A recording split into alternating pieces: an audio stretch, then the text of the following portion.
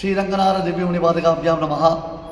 இன்றைக்கி 24/2/2024 பெங்களூர் வந்துட்டேன். நான் இன்றைக்கி சாயங்காலம் 6:30 மணிக்கு நம்ம மல்லேஸ்வரம் கிருஷ்ணன் கோவிலில் பாதுகா சாஸ்திர சதஸ் நடக்க போகிறது.